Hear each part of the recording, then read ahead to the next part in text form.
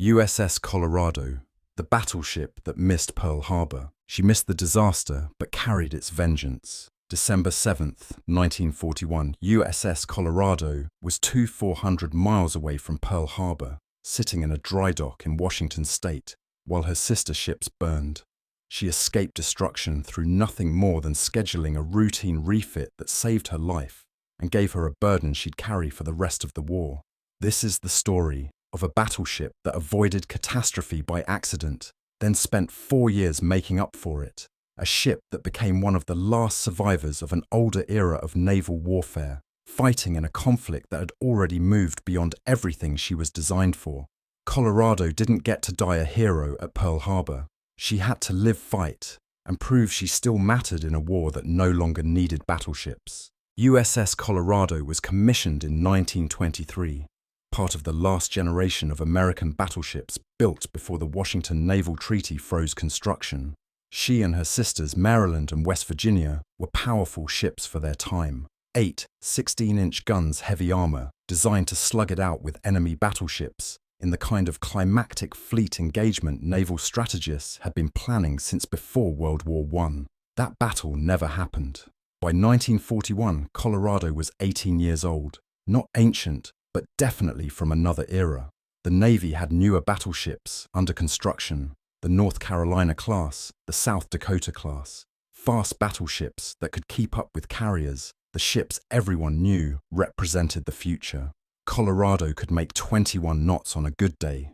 She was powerful but slow, a product of doctrines that were already outdated. In late 1941, Colorado needed maintenance. Her hull needed work. Her machinery needed overhaul. The kind of routine maintenance that kept old ships operational.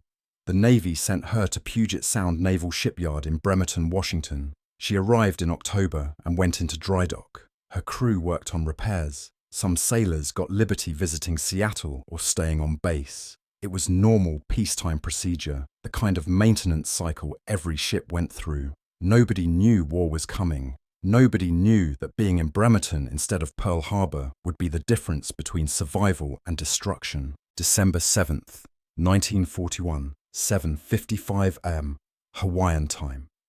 The first wave of Japanese aircraft hit Pearl Harbor. Colorado's sister ship, West Virginia, was moored on Battleship Row. She took multiple torpedo hits and bomb hits.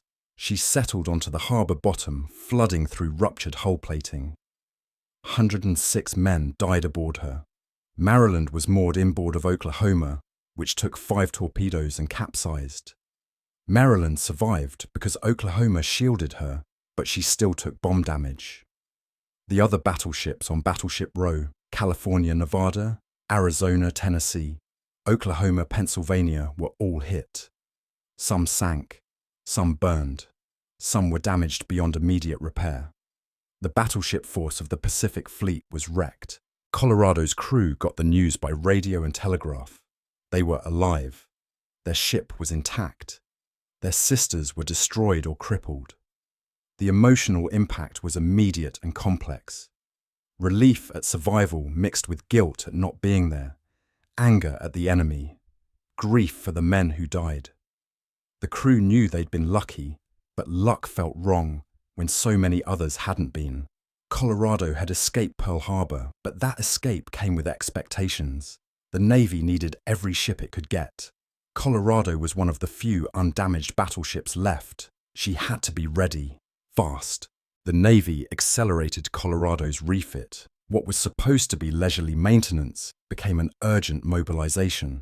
Workers flooded the shipyard. The schedule compressed. Colorado's anti-aircraft armament was upgraded, more 40mm and 20mm guns, better fire control for shooting down planes. Her radars were improved. Her fire control systems were updated. The Navy was learning lessons from Pearl Harbor in real time, and Colorado benefited from those lessons. She was being transformed from a 1923 battleship into something more suitable for 1942, though suitable was relative. No amount of refitting could make her fast. No upgrades could change her fundamental design. She was still a slow, old battleship in a war that was rapidly proving such ships were limited in usefulness. March 1942.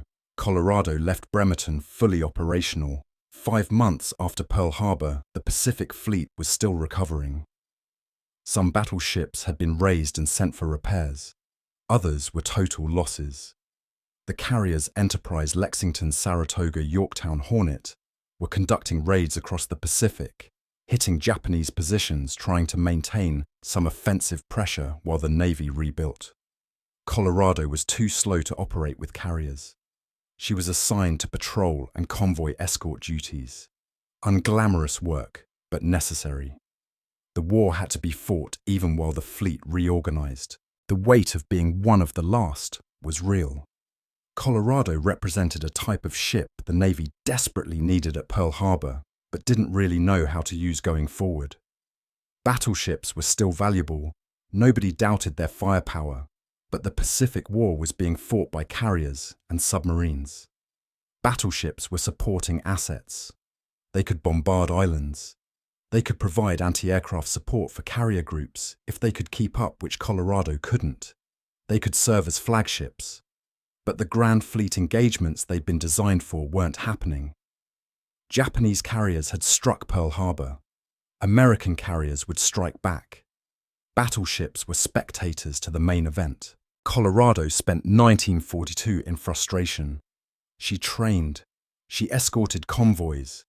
She waited for orders that would let her do what she was built for.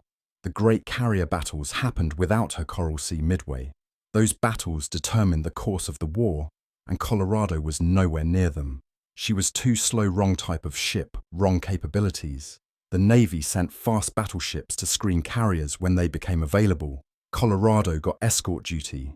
This wasn't punishment, this was reality. Old battleships had their uses, but those uses were limited.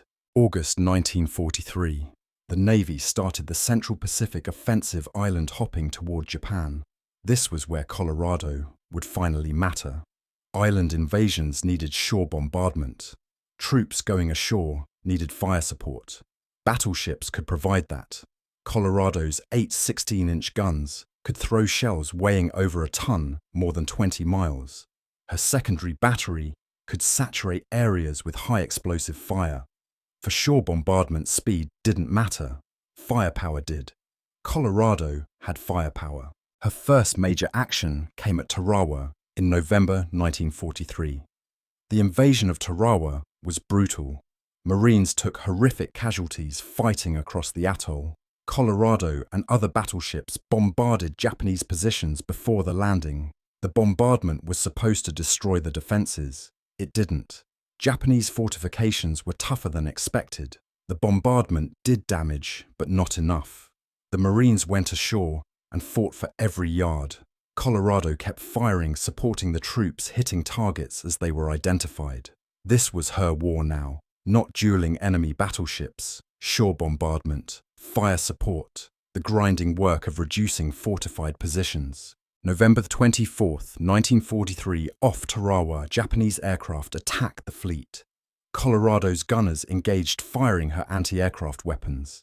She wasn't hit, but the attack was a reminder that even old battleships were targets. The Japanese were throwing everything they had at the American offensive. Air attacks, submarine attacks, suicide boats. Colorado had survived Pearl Harbor by not being there. Surviving the Central Pacific would require fighting through everything the enemy could deliver. Kwajalein, January 1944. Colorado bombarded the island before Marines went ashore. The lessons from Tarawa had been learned. The bombardment was longer, heavier, more systematic. Colorado fired hundreds of shells. The island was pounded until intelligence confirmed most fortifications were destroyed. The invasion went better than Tarawa, though it was still costly. Colorado's contribution was measured in tons of explosives delivered onto target in bunkers, destroyed in enemy positions, neutralized before Marines had to assault them. March 1944. Saipan and Tinian.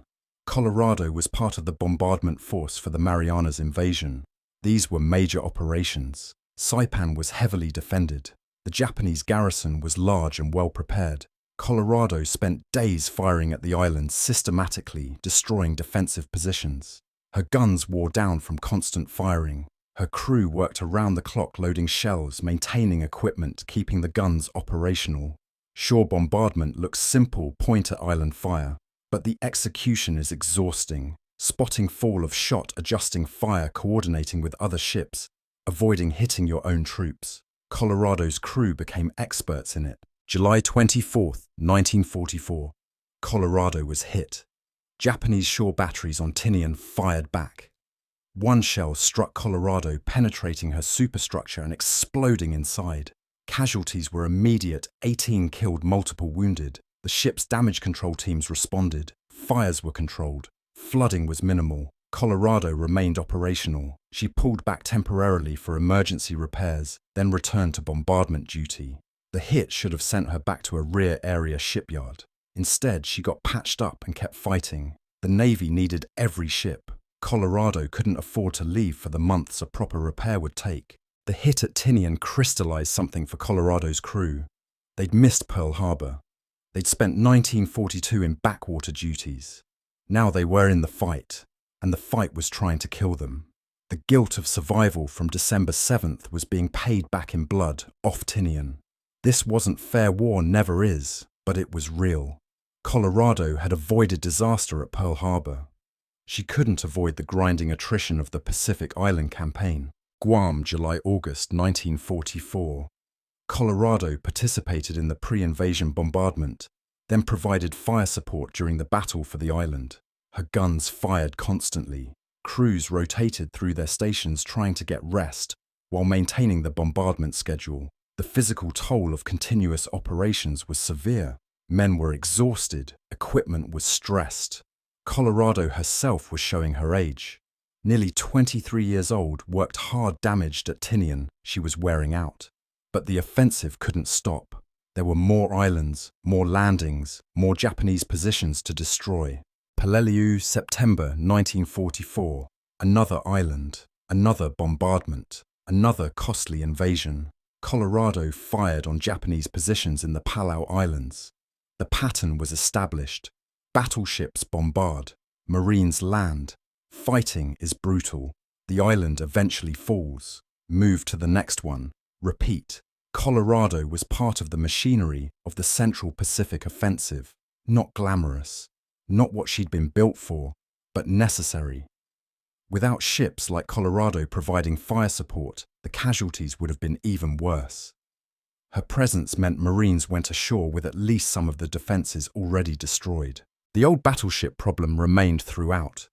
Colorado couldn't keep up with carrier task forces. She was too slow for carrier escort. Her anti-aircraft armament had been improved, but she still wasn't ideal for protecting carriers from air attack.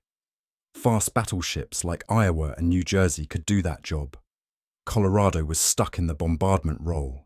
It was important work, but it left her out of the war's main events. The big carrier battles in the Philippine Sea, the destruction of Japanese naval aviation, Colorado missed those. She was shelling islands while the decisive battles happened elsewhere. Leyte Gulf, October 1944. The largest naval battle in history happened in the Philippines. Japanese surface forces, including battleships, attempted to destroy the invasion fleet. The Battle off Samar saw American destroyers and escort carriers fighting Japanese battleships in a desperate action.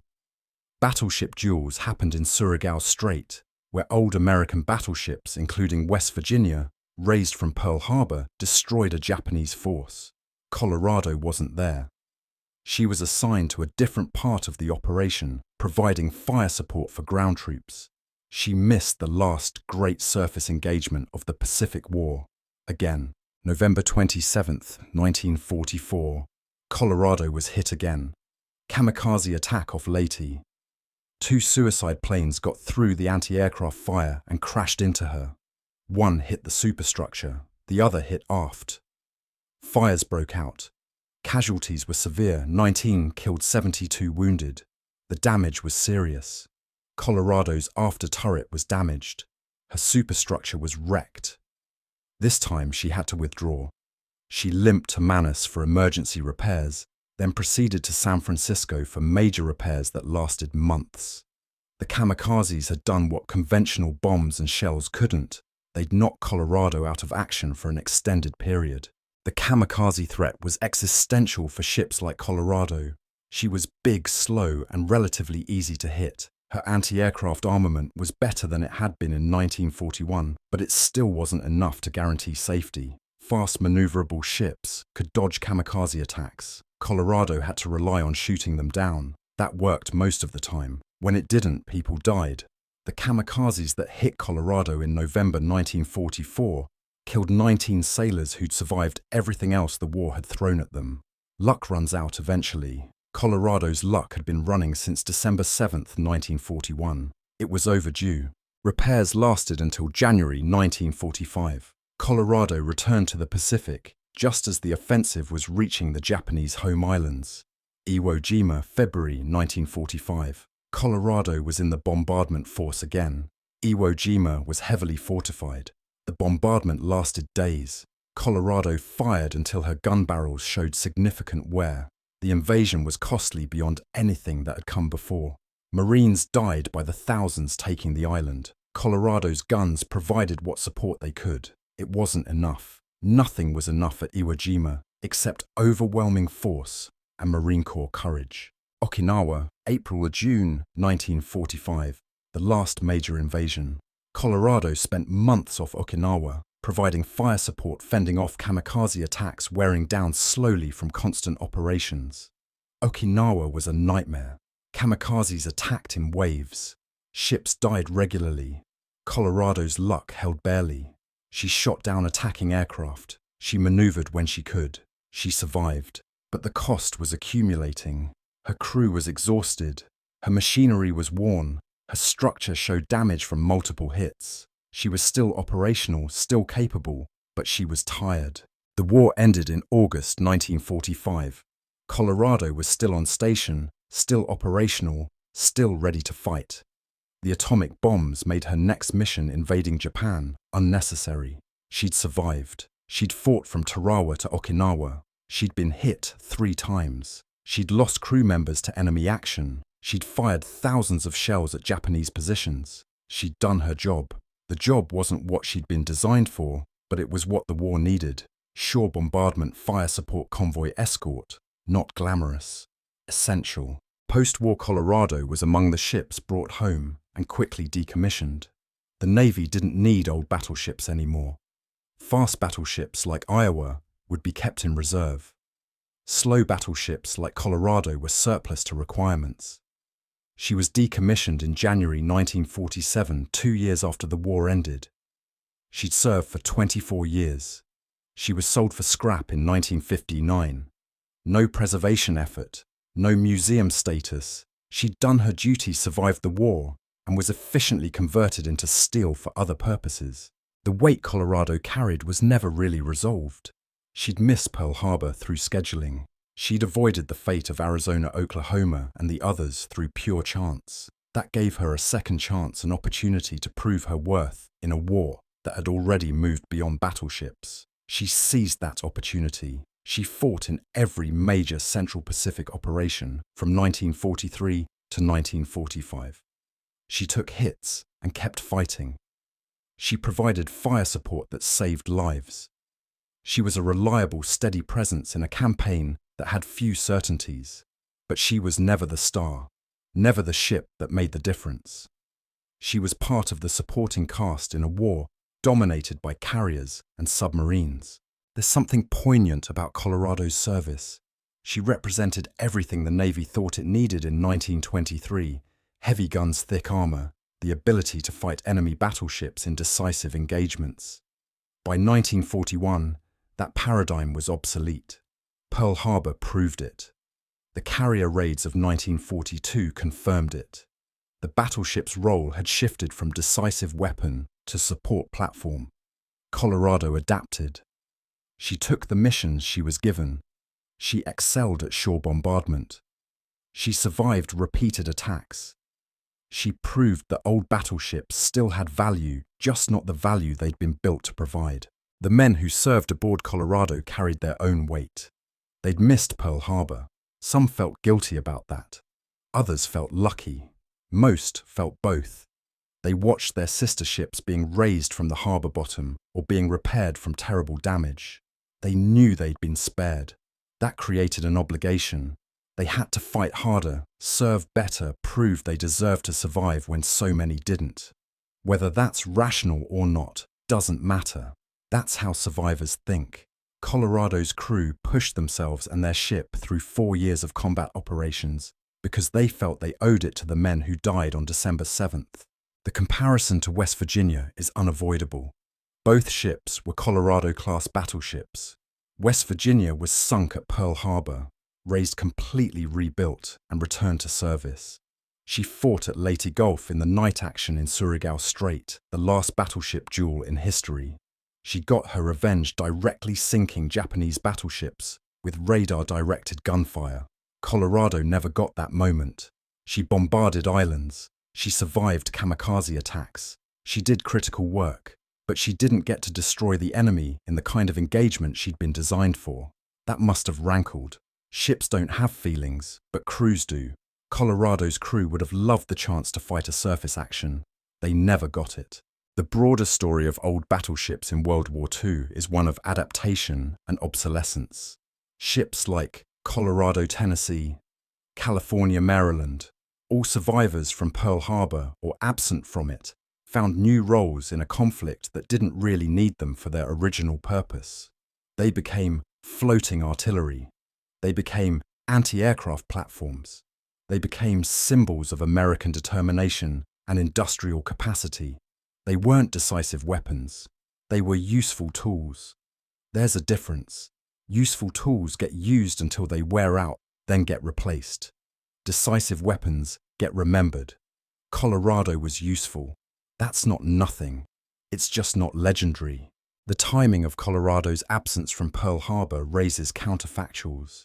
If she'd been there, she probably would have survived. Maryland and Tennessee survived, and they were in similar positions. But she might have taken damage that would have sidelined her for months or years. Her absence meant she was immediately available when the Navy desperately needed ships. That was valuable. On the other hand, if she'd been there and fought well during the attack, she might have earned the kind of reputation that translated to fame. Missing the attack meant missing the defining moment of the Pacific War. Everything after that was prologue or epilogue. Colorado's service was epilogue important, but not historic. There's a lesson in Colorado's story about how wars are actually fought versus how we remember them. We remember dramatic moments. Pearl Harbor, Midway, the Philippine Sea, individual ship actions that make good stories. We forget the grinding attrition, the ships that did their jobs day after day without drama. Colorado's war was mostly grinding attrition. Show up, bombard island, support troops, take hits, get repaired, do it again, repeat for 2 years. That's not cinematic. It's just war. Most of war is like that: boring, dangerous, exhausting, and essential. Colorado's service record shows 24 major engagements from 1943 to 1945. Each one was dangerous. Each one required her crew to perform under stress. Each one accomplished objectives that contributed to victory. Taken together, they represent a sustained contribution to the Pacific War effort that few ships could match. But taken individually, none of them were decisive. That's the paradox. Collectively important, individually forgettable. That describes most military service. Colorado and her crew were part of a larger machine. They were necessary parts, but they weren't the engine. The vengeance angle is worth examining. Did Colorado carry vengeance for Pearl Harbor? In a literal sense, yes. She fought the war. She killed Japanese forces. She contributed to victory. But vengeance implies a direct personal quality that doesn't quite fit. Colorado didn't hunt down the ships that attacked Pearl Harbor. She didn't sink Japanese carriers. She shelled islands and shot down aircraft and survived attacks. That's not revenge. That's just war. The emotional component, the crew's desire to hit back to make the enemy pay, was real. Whether Colorado's actions satisfied that desire is impossible to know. Probably not entirely. Vengeance is rarely satisfying in practice. USS Colorado was decommissioned in 1947 and scrapped in 1959. The metal that had survived Pearl Harbor by not being there, that had bombarded Japanese positions across the Pacific, that had been hit 3 times and kept fighting, all of it ended up in a scrapyard. Nothing was preserved. No plaques, no memorials specific to Colorado. She exists now in naval records, in history books, in the memories of survivors' families. She was a ship that mattered in her time and is mostly forgotten now. That's the fate of most ships, most people, most things. If there's a final assessment of USS Colorado's service, it might be this: she did what was needed when it was needed. She missed Pearl Harbor. She could have spent the war feeling lucky and guilty about that. Instead, she fought for 4 years in operations that were dangerous, essential, and largely thankless. She proved that old battleships still had value even in a carrier-dominated war. She survived longer than many thought she would. She carried the weight of being a survivor and used that weight to push forward rather than hold back. That's not legendary. It's something better. It's steady, reliable, effective service under difficult circumstances. History remembers drama, not endurance. But endurance wins wars. Colorado endured. That should be enough.